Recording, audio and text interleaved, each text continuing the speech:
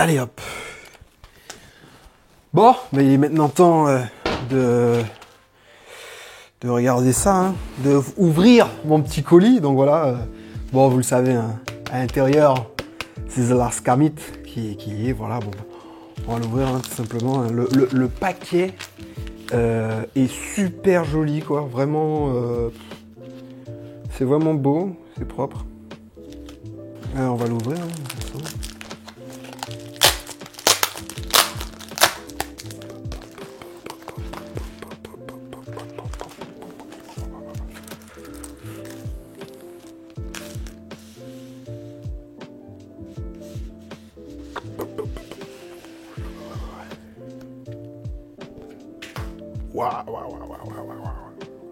Bon, première réaction, vraiment, le très très belle facture.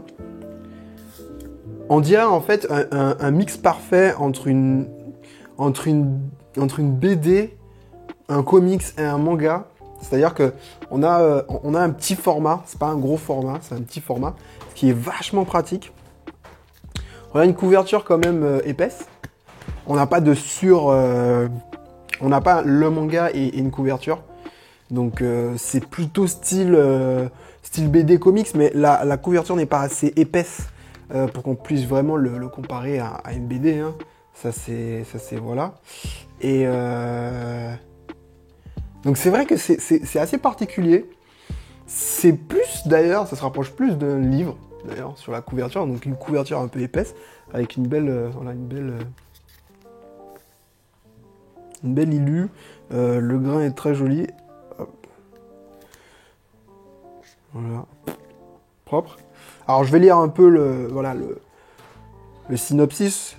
Le format d'un comics, l'esprit d'un manga. Ah ben voilà, ouais, effectivement on est là-dedans. Alors il est plus épais qu'un comics. Alors ça dépend lesquels. Vraiment ça me fait penser à un comics genre Saga. Voilà, Saga. On dirait un petit Saga avec une couverture plus flexible. Donc plutôt une BD, mais cette BD aussi se rapproche un peu du comics. Si on prend les comics vraiment, si on prend les comics publiés en magasin, bon, c'est vrai que les couvertures sont plus épaisses, mais bon voilà, c'est vraiment un mix des deux, quoi. C'est vraiment on est entre les deux, quoi, vraiment, voire même entre les trois. Alors, on va lire un petit peu le synopsis. À travers les aventures de Sanka et ses compagnons, nous découvrirons l'Afrique, son esprit, sa culture, son histoire, dans toutes ses dimensions et sa diversité, jusqu'alors jamais racontée par ses peuples et ses diasporas. Il existe par-delà les rivages et l'horizon de nos connaissances des mondes qui nous sont encore totalement inconnus. Notre histoire commence là-bas, en des terres mêlées de prestiges, de mythes et de croyances que l'on appelle Kama. Autrefois, les fervents croyants propres à ces peuples, en leur divinité, leur assuraient paix et prospérité. Au fil du temps, leur foi faiblissa, laissant ainsi naître des hordes de monstres. Ok, cool. Bon, je vais lire ça et puis je vous donne de suite après ma réaction à chaud. Attendez.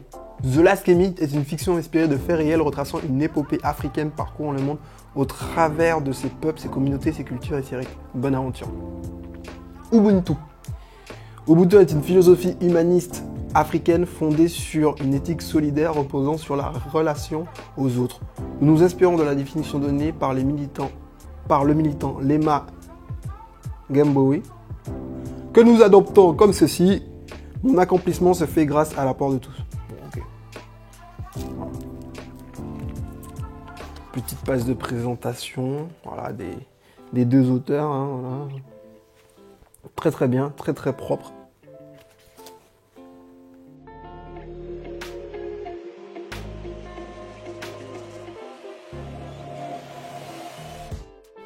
Alors juste, voilà, une des premières pages, bam, ça claque. Non, c'est propre, les couleurs sont propres. Ouais, je continue.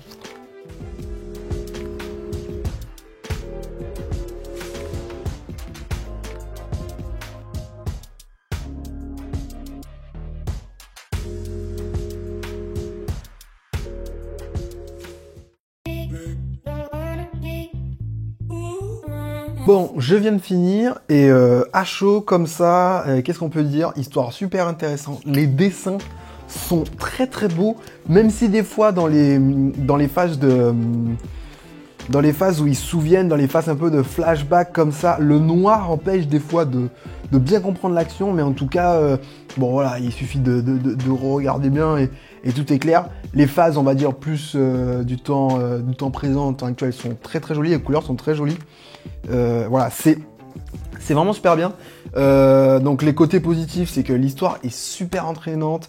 Les graphes qu'on voit, il y en a un qui est graffeur, donc les graphes qu'on voit, direct, quand on voit ces graphes-là, on a des musiques qui se mettent en place, on a un peu cette ambiance, on va dire, un peu hip-hop, un peu, voilà, voilà, on a les musiques afro qui tournent comme ça, les tambours, les basses, etc. Vachement bien, on a une mythologie qui se met en place et c'est presque là un problème, c'est parce qu'en fait on nous balance des infos à fond. C'est chiant parce que il y a qu'un numéro 1, ça finit assez abruptement. On a envie d'avoir le numéro 2 parce qu'il y a plein d'infos, il y a plein de trucs super intéressants, mais on n'a pas le numéro 2 là de suite, donc c'est bien parce que du coup au final on a vraiment envie de savoir la suite de l'histoire.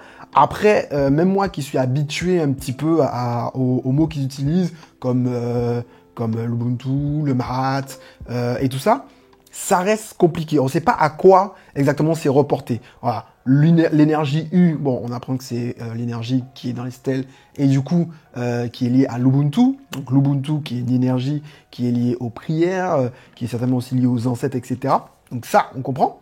La Mahat, on ne sait pas ce que c'est. Il y a une technique de combat qu'ils appellent, voilà, le Kigunza. Donc le Kigunza, c'est une technique de combat qui est justement liée. Donc il y a dans le Kigunza, donc ça c'est bon, ça c'est assez cool parce que du coup il y a le Kigunza qui est la technique en fait de combat des gardiens. Donc les gardiens qui sont un peu les suppléants des kamites, parce que bon, il y a quasiment plus de kamites, il en reste un, et on peut plus l'appeler parce qu'il n'y a plus assez d'énergie U, à cause des hommes qui ne croient plus aux ancêtres, etc. Donc ça c'est vachement intéressant, donc il n'y a plus d'énergie U, et donc du coup les gardiens, grâce au Kigunza, donc qui est un art martial, enfin un art martial j'imagine, et un art de vie, plus donc quand ils deviennent gardiens, ils peuvent puiser dans les stèles et donc du coup dans l'énergie U, devenir des gardiens. Donc voilà, ça c'est un gardien. Le Kigunza est composé du vaudou, donc ça c'est vaudou, V-O-O-D-O-O.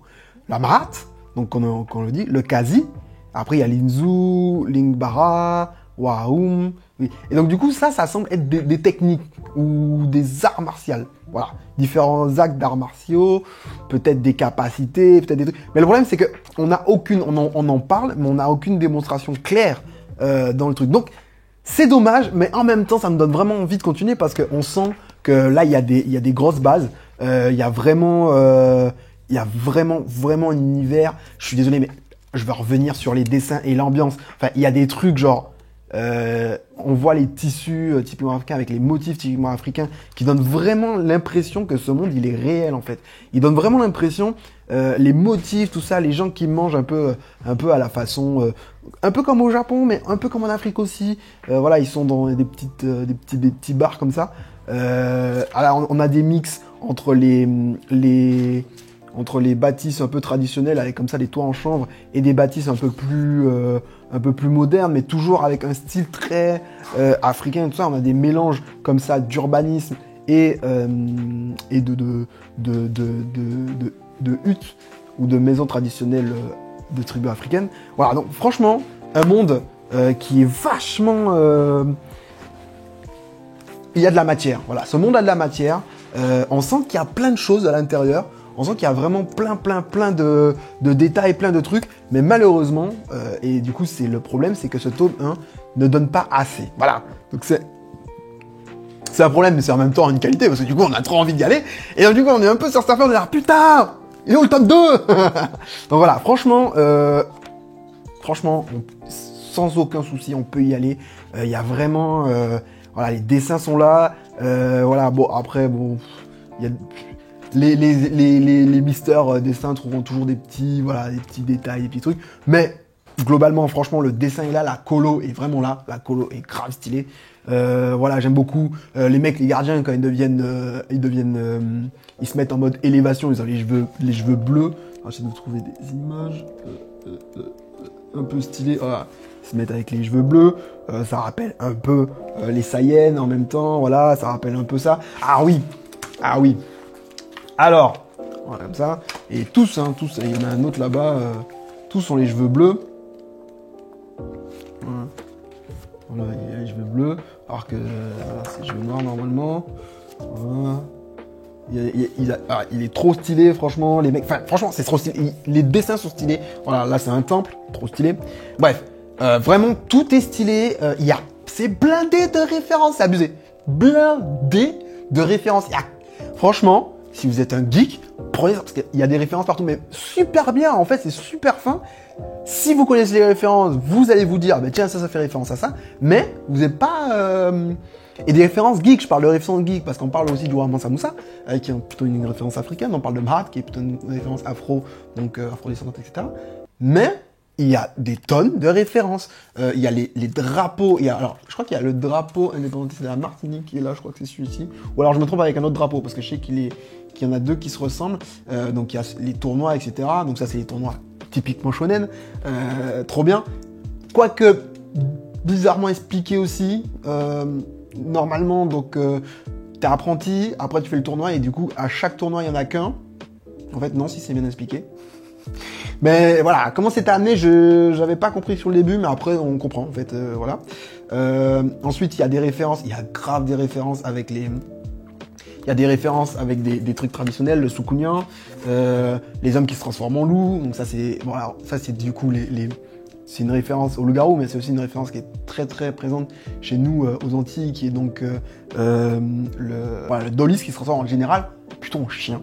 Voilà, donc il y a vraiment beaucoup de références, et il y a d'autres références qui sont, par exemple, on a celui-là qui est en fait donc le soukounian, qui en fait ressemble très clairement à la transformation gorille dans Dragon Ball Z, avec justement la lune un peu rouge. Il y a ces formes-là qu'on voit aussi donc sur les Kamites et sur les sages, qui ressemblent très fortement à du The Last Bender, quand il est en mode voilà, élevé. Donc en fait, c'est hyper bien.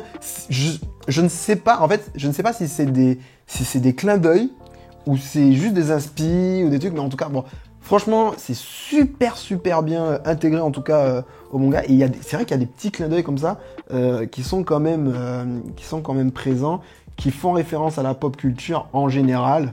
Voilà, les yens. Je ne sais pas si les yens ça fait référence à un groupe de Guadeloupe, donc comment il s'appelle encore? Ah, de Kérosène. Alors je sais pas. Mais voilà, il y a un gang et c'est les yens dedans. Voilà. Voilà, il y a plein de petits, plein de petits pics comme ça qui nous indiquent que là, on est sur des gars, c'est des vrais geeks, c'est des mecs qui ont grandi avec Club Do, etc. Et ça se voit. Et puis bon, alors on a des petits goodies, voilà, petits goodies. J'ai lu le tome 1, je suis sur ma faim, mais j'ai quand même envie d'acheter ces goodies. La casquette est trop stylée. Donc c'est quand même pour vous dire que même si on nous donne beaucoup d'éléments, ça donne vraiment envie. Voilà, ça donne vraiment envie. Et puis, il y a un petit truc là. Il y a un petit Cubicraft. Je connaissais pas. Enfin, si, j'avais déjà vu, mais c'est voilà, c'est comment, c'est un petit voilà, c'est comment faire son petit 100K en petit cube. Alors 100K t'es mort. Voilà, vous faites pas la blague parce que je sais que depuis le début il y en a plein qui ont fait la blague, mais non, ça suffit. Bref, en tout cas, et même les armures, ça peut rappeler Chevalier de Zodiac. Enfin, il y a plein de trucs.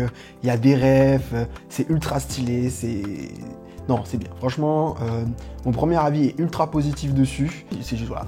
Je suis désolé, c'est à chaud comme ça, donc c'est pas construit, c'est pas truc, mais en tout cas, foncez. Juste foncez, il est très bien. Ça vaut le coup, j'ai hâte d'avoir le tome 2. En plus, il y a plein de goodies à l'intérieur. Il vaut vraiment son prix. L'histoire... trop bien. Dommage qu'on n'ait pas la suite. Voilà, comme je dis, il y a tellement d'informations que c'est dommage qu'on n'ait pas un volume plus gros ou directement le 2 disponible. Donc j'espère qu'il va être vite disponible parce que je vais le relire. Obligé, je vais le relire. De toute façon, je vais le relire pour la phase. Je vais le relire pour la réaction à froid. Du coup, je vais faire vraiment une analyse. Et voilà. Et on va faire ça pour l'analyse à froid. Allez, c'est pour l'analyse à froid. Alors voilà, je sais, j'ai changé de décor, j'ai changé de coupe de cheveux. On va passer par là rapidement, les joies du montage. Néanmoins, on va continuer de parler de The Last Kamite. Alors The Last Kamite, entre manga et comics, effectivement, graphiquement, on est entre un manga et un comics. Déjà la coloration, hein, même dans certains afro-mangas, il n'y a pas la coloration. Donc du coup, voilà. Je sais qu'il y a un terme qui s'appelle le kemti, qui est vraiment en train de...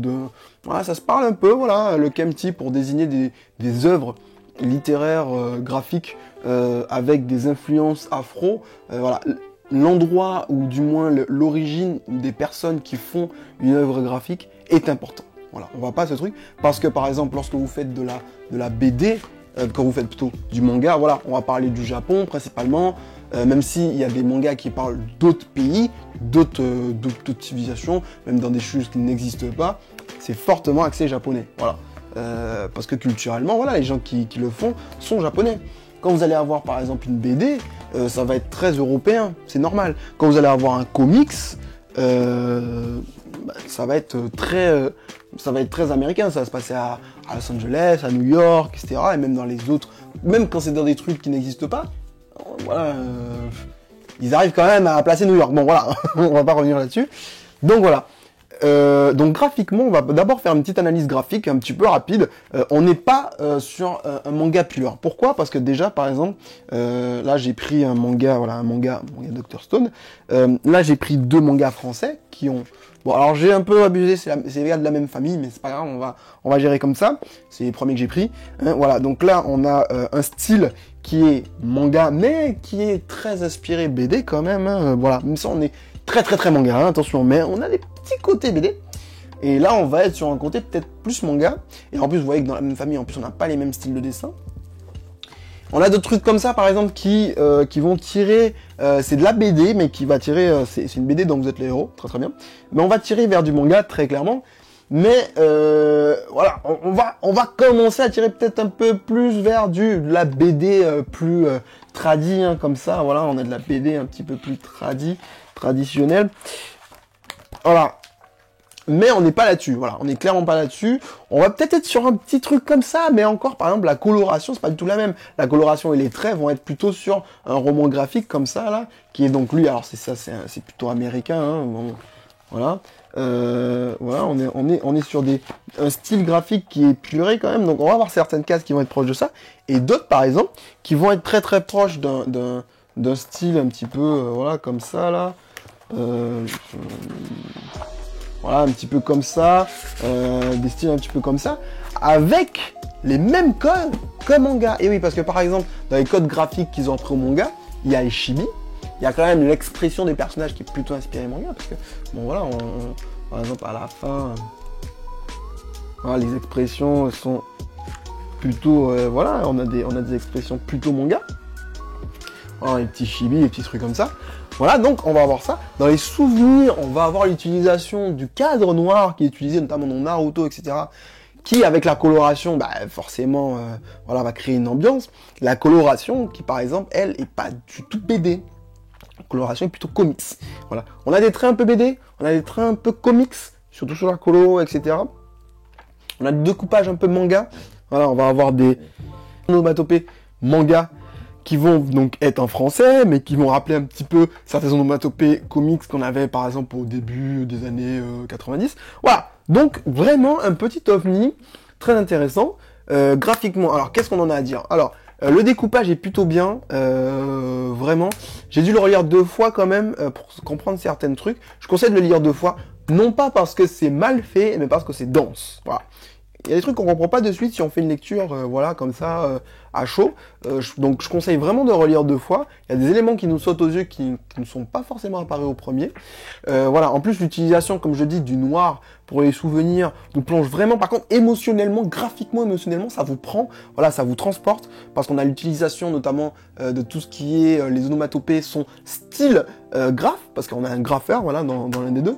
Donc voilà, ça apporte du truc, ça apporte une certaine sonorité aussi, c'est con, mais quand on voit du graphe, on a du hip-hop qui vient à la tête, voilà, direct, tu vois, genre boum, tu vois, dans les parties, pas combat ni souvenir, mais par exemple dans les parties présentation, exposition, on va avoir cette patte, donc ce graphe qui va venir direct, je sais pas moi, ça me met direct un son de hip-hop direct dans la tête, voilà. Bref, Donc du coup, voilà, le découpage est bien, les dessins sont vraiment très bien.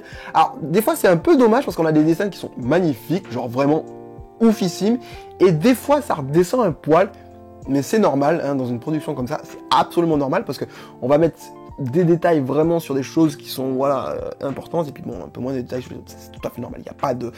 Voilà, c'est pour chipoter, c'est pour faire mon gars, je connais le graphisme, ta mère. Voilà, bref. Donc du coup, graphiquement, ça nous met dans l'ambiance. Les couleurs, voilà, l'utilisation de ce bleu un peu fluo pour les utilisateurs d'Ubuntu. Donc on va en parler après, vous inquiétez pas. Voilà, ça c'est vraiment intéressant. Le rouge pour l'If7, donc qui est en fait le méchant. Hein, voilà. L'If7 c'est le désordre, c'est les méchants. Voilà. Et donc petit à petit, ça va nous mettre dans une ambiance, dans cet univers qui va vraiment nous prendre, nous porter l'émotion graphique qui est mise à l'intérieur. Vous retient. Le début est un peu compliqué parce qu'on arrive direct dans une action qui est quand même assez dure. En plus, des fois, ils vont utiliser des couleurs pour créer une espèce de torsion de l'image. Vous avez vraiment l'impression que c'est un peu brouillon, mais c'est pour tordre l'image, pour tordre votre émotion, pour bien comprendre le désordre qu'il y a. Mais vu que c'est très beau, on a une charge émotionnelle quand même qui est déversée dans les premières lignes, ça vous retient direct. Voilà. C'est pour ça que je dis de revenir pour revenir plus tranquillement et relire ça proprement. Voilà. Donc du coup, le graphisme, l'illustration vraiment nous plonge dedans. On a c'est dans cet univers qui vraiment va nous apporter une matérialité, l'utilisation des tissus, je trouve que c'est très très bien.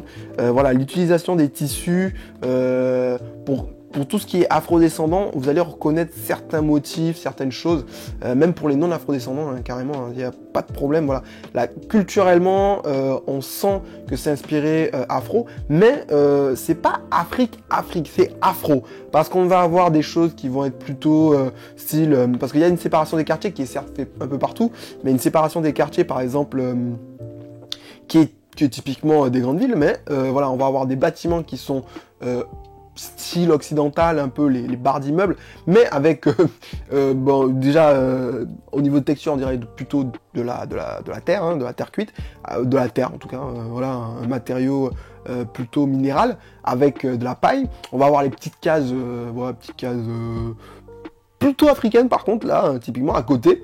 Puis on va avoir ces immenses temples, voilà, qui sont des relais d'énergie Ubuntu, hein, parce qu'il faut savoir que l'énergie Ubuntu se stocke.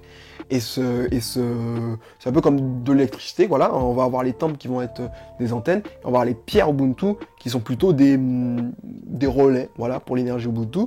Et du coup, voilà, ils ont un graphisme comme ça, un graphisme typiquement africain. Donc, si vous avez déjà vu des images d'Afrique, et vous en avez déjà vu, ça va vous parler. Il n'y a aucun problème là-dessus. On est dans une matérialité clair, net, précis. Cet univers nous apporte petit à petit les détails qu'on veut. Voilà, l'Ubuntu, voilà, l'énergie, les gardiens qui sont en fait les représentants du Kamit, hein, donc du coup de ce dieu qui a besoin des humains. Je trouve cette relation aussi, le dieu qui a besoin des humains, bon, on l'a déjà, hein, ça s'est déjà fait, mais c'est très intéressant que, voilà, ils ont besoin des prières pour être plus forts, voilà. Donc ils protègent les humains, mais on ne sait pas pourquoi. Les humains petit à petit, ils en ont marre. Du coup, ils croient plus en eux, ils baissent en puissance et du coup, ils se font plus attaquer. Donc du coup, c'est un cercle vicieux. Voilà. Donc du coup, il y a cette problématique là qui est mise en place petit à petit et c'est très intéressant. Mais du coup, il y a ce palliatif, cette espèce de scotch, hein, là, qui sont les gardiens. Alors bon, c'est un peu méchant de dire scotch, mais voilà, ils sont pas au niveau des Kamites, hein, certains qui restent qu'un. Voilà. Bon. Donc du coup, l'If7 continue, donc l'If7 qui est le méchant, hein, je le rappelle, qui continue à foutre le bordel partout. Donc voilà, on a un univers on y croit, on a un univers qui nous parle parce que il y a des références, il y a Mansa Moussa, il y a les drapeaux africains, il y a les drapeaux caribéens et les drapeaux populaires caribéens, pas les drapeaux institutionnels, les vrais drapeaux. Donc du coup, ça nous parle. On a des petites références comme ça qui nous parlent, qui rend l'univers extrêmement matériel. Il y a une matérialité, voilà. Ensuite, du coup, justement, dans les références, on a la transformation des gardiens qui ont les cheveux qui deviennent bleus. Voilà, c'est une référence très appuyée du Super Saiyan, mais Super Saiyan, le Super Saiyan, en vrai, on en a partout, voilà, à toutes les sources. Aujourd'hui, il y a les transformations, les appels d'armes, les machins, les trucs, c'est Super Saiyan, voilà. C'est devenu un code, voilà, c'est devenu un code. Donc on va pas revenir là-dessus. Il y a par exemple le Sukunian qui est chez nous plutôt une espèce de bestiole, une espèce de sorcier, monstre qui se transforme en boule de feu ou au truc volant qui vient boire le sang, c'est une espèce de vampire. Là pas du tout, là c'est une espèce d'Ozaru avec une espèce d'Ozaru. Voilà, franchement je ne saurais pas vous dire autrement parce que c'est un singe un peu géant mais il n'a pas vraiment une tête de singe. Voilà, il a une tête vraiment style Ozaru. Voilà, il y a beaucoup de références. Il y a par exemple dans les djinns. Donc les djinns, c'est les mecs, il y a Leaf 7, c'est un peu l'énergie méchante. Les djinns, c'est l'utilisation d'énergie méchante. Il y a un classement de djinns, j'ai l'impression, parce qu'il y a les djinns noirs qui sont des ombres comme ça qui ont l'air tout en bas de l'échelle. Ensuite, on a eu une transformation au début sur un djinn qui me fait étrangement penser au loup de Princesse Mononoke. Voilà, il me fait étrangement penser à lui. Trop bien fait. Et ensuite, on a cette espèce d'Ozaru qui est appelé Sukunian, donc rien à voir graphiquement avec notre Sukunian. D'ailleurs, il s'appelle Sukunia. Mais peut-être qu'il y a une référence que je ne connais pas, voilà, parce que c'est très possible aussi, parce qu'ils viennent les auteurs viennent plutôt de Guadeloupe, si je me rappelle bien, donc Karu Kera. D'ailleurs, dans le manga, il y a un mec de Karu Kera, du coup, qui est le nom d'origine de la Guadeloupe, et ils disent Karu avec un W, Kera, et c'est un cimarron. Alors le cimarron, c'est un maroons en anglais, ou un nègre marron en français. C'est des anciens esclaves qui se sont affranchis eux-mêmes, voilà. Et du coup, ils mettent des W avec les R, parce qu'en créole, il y a beaucoup de R qui sont en W. Donc du coup, c'est encore des références qui vont venir appuyer le côté... On vous connaît, on vous comprend, on vous met des références pour que vous compreniez et que ça vous attache. Et c'est très, très, très bien fait. D'ailleurs, niveau référence, on a les Kamites, donc ces espèces de dieux. Le premier, donc le seul, le Kamite. Le mec, il est apparu, c'était le génie dans Aladdin. C'est le génie dans Aladdin. Avec parce qu'il a des espèces de signes illuminés comme l'avatar dans le dernier maître de l'air. Pareil, vraiment, genre, c'était ça. Et d'ailleurs, les prêtres, qui sont donc à la tête des églises, hein, parce que les gardiens, il faut qu'ils soient sur le terrain, donc il faut bien des gens pour pouvoir s'occuper un petit peu des trucs, et appeler les Kamites. Eux aussi, ils ont des signes, et justement, qui s'illuminent lorsqu'ils utilisent l'énergie U, l'énergie Ubuntu. Donc voilà, donc on a vraiment des références comme ça. D'ailleurs, les djinns, donc le Kamite ressemble à un djinn, donc style moyen-oriental, mais les djinns ressemblent plutôt à des ghouls, pareil, moyen-oriental, donc un peu dégarni comme ça, là, avec les grandes oreilles. En tout cas, le chef, voilà, le Master Hand, voilà, qui était, voilà, je vais pas spoiler, je vais spoiler, oh là là. Donc voilà, lui, vraiment, voilà, il ressemble à une ghoul, voilà, donc c'est très drôle.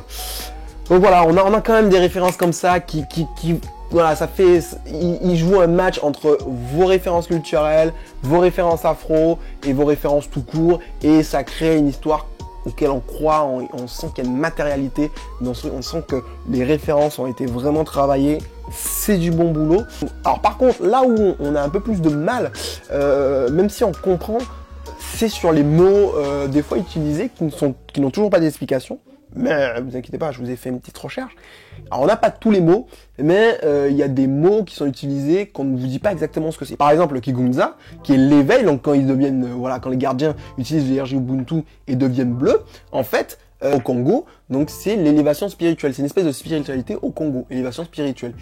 Et du coup, ça match, parce que élévation spirituelle, il s'élève justement à l'Ubuntu, boum, ça se transforme. Mais on n'a pas l'explication d'Ikugunza, qui est un ensemble de pratiques, qui va donc du coup mener à l'éveil.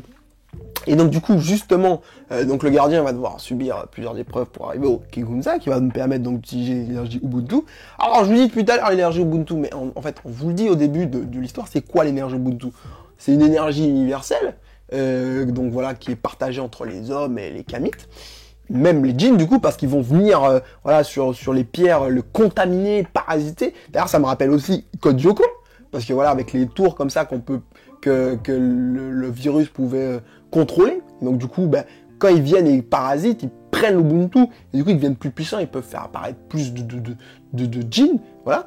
Donc du coup, l'Ubuntu, c'est une philosophie humaniste, où chaque humain est sur un pied d'égalité, hein, où chaque humain, où c'est le partage qui compte, et où tout le monde apporte quelque chose à tout le monde. Voilà, ça l'Ubuntu. Donc c'est un esprit de partage. Et voilà, on utilise ça pour pouvoir faire la guerre. Il peut rien. Hein. Sinon, il y a l'If7 par exemple, l'If7 qui est désordre en égyptien. Voilà. L'If7, c'est le désordre. Donc tous vos dieux là, machin, noir, on s'en fout. C'est l'If7, le big boss, If7. Ensuite, on va avoir d'autres mots parce que pour faire le Kingunza, l'éveil, on va utiliser plein d'autres mots. Par exemple, Maat, Voodoo, Wahoun, Akbara, Issou, Vlimir. Vlimi. Voilà, Vlimi. Voilà, donc les 7 lois du Kingunza. Voilà, mais le problème, c'est que on nous explique pas ce que c'est. Bon, Maat, on sait plus ou moins, c'est l'équilibre en égyptien. Voilà, mais parce que, bon, moi, je me suis renseigné, moi, je connais un peu, donc, voilà. Wahoun, on n'a pas trop de noms. Voodoo, alors j'imagine que c'est une référence à l'ancienne religion Voodoo. Voilà, mais qui fait aussi référence au voodoo, qui est une religion un petit peu différente du vaudou, qui est plutôt en Louisiane, voilà. Mais par exemple, Akbara, Issou, Vlimir, bon, j'ai pas trouvé. On va nous expliquer, c'est certain, hein, c'est le premier tome, donc on va nous expliquer. Mais voilà, mais en tout cas, il y a vraiment beaucoup de références. Par exemple, dans Kigunza, je vais vous apprendre un truc. Le premier, King, veut dire énergie. Ngu veut dire vibration fondamentale. Et Unza veut dire élévation. Élévation par l'énergie fondamentale. Eh ouais les gars, quand je vous dis que les mecs ils ont réfléchi, ils ont fait leur taf. Ils ont fait leur taf. Voilà. Bon, en tout cas, qu'est-ce qu'on en pense? Qu'est-ce qu'on truc? Bon, vous savez. Ce Kempty, cet Afro Manga, comme vous voulez, il est topissime. Il faut vraiment aller l'acheter. Il y a vraiment de l'essence, de la matière pour faire quelque chose qui est extraordinaire. Vous avez vu, je vous ai montré les mots, il y a des références, il y a tout ce qu'il faut. Donc, c'est vraiment excellent. Il faut aller l'acheter, il faut aller le voir. Même après une lecture à froid, j'ai toujours autant de motivation pour avoir un tome 2, autant de motivation pour pouvoir continuer à avancer dans cet univers qui a une telle matérialité que j'ai vraiment envie j'ai limite envie qu'il existe, il est vraiment intéressant. Non, en fait, l'If7, ça me fait chier, donc non, en fait, qu'il n'existe pas. Laissez-le là où il est. on s'en fout, on est très bien avec nous, on a le truc, hein, donc bon, voilà. Allez l'acheter, vraiment, il est très bien. N'hésitez pas à mettre en commentaire ce que vous avez pensé. N'hésitez pas à mettre en commentaire si vous avez trouvé des références pop culturelles. Voilà, par exemple, dites-moi si vous avez trouvé des références un peu pop culturelles, etc. Dites-moi ce que vous avez trouvé comme référence afro aussi. Hein. Dites-moi si les mots que j'ai dit, ou les mots que si vous avez lu le manga, ou l'afro manga, ou comme vous voulez, ça vous parle, et mettez-le en commentaire. Voilà, n'hésitez pas à mettre un pouce bleu de la geekerie, car la geekerie n'est jamais finie. N'oubliez pas de vous abonner. Merci d'avoir regardé cette review. Je vous dis à très bientôt pour une nouvelle review dans un autre format, sur un autre... voilà, ce sera pas comme ça. Donc je vous dis à très bientôt. Allez, ciao le biot.